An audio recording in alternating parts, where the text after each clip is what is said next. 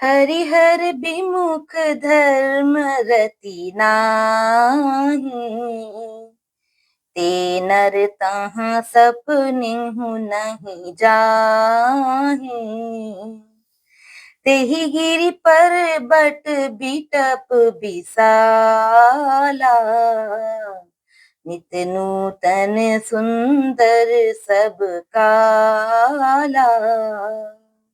अर्थात जो भगवान विष्णु और महादेव जी से विमुख हैं और जिनकी धर्म में प्रीति नहीं है, वे लोग स्वप्न में भी वहां नहीं जा सकते।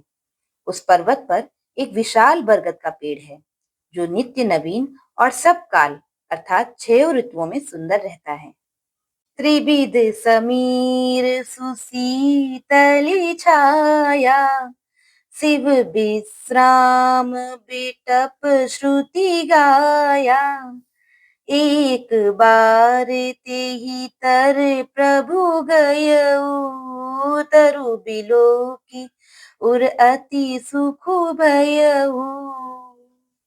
अर्थात वहां तीनों प्रकार की शीतल, मंद और सुगंध वायु बहती रहती है और उसकी छाया बड़ी ठंडी रहती है। वह शिव जी के विश्राम करने का वृक्ष है, जिसे वेदों ने गाया है। एक बार प्रभु श्री शिव जी उस वृक्ष के नीचे गए और उसे देखकर उनके हृदय में बहुत आनंद हुआ। निज कर दासी नागरी पूछाला, बैठे सहजं शंभु कृपाला। कुंद इंदु दर गौर शरीरा, तुझ प्रलंब परिधन मुनि चीरा। अर्थात अपने हाथ से बागंबर बिछाकर कृपालु शिव जी स्वभाव से ही वहां बैठ गए। कुंद के पुष्प, चंद्रमा और शंख के समान उनका गौर शरीर था। बड़ी लंबी भुजाएं थीं और वे मुनियों के से वस्त्र धारण किए हुए थे।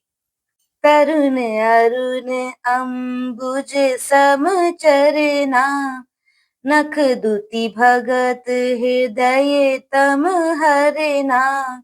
भुजग भूति भूषण त्रिपुरारी, आननु सरद चंद छबिहारी।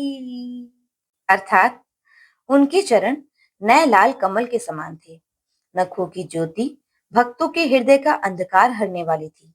सांप और भस्म ही उनके भूषण थे और उन त्रिपुरासुर के शत्रु शिव जी का मुख शरद के चंद्रमा की शोभा को भी हरने वाला था।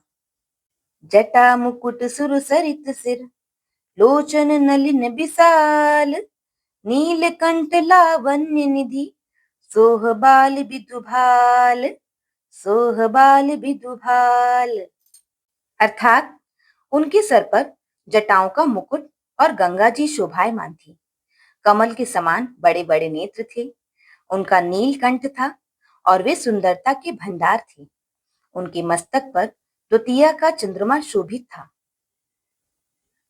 बोलो सियावर रामचंद्र जी की जय।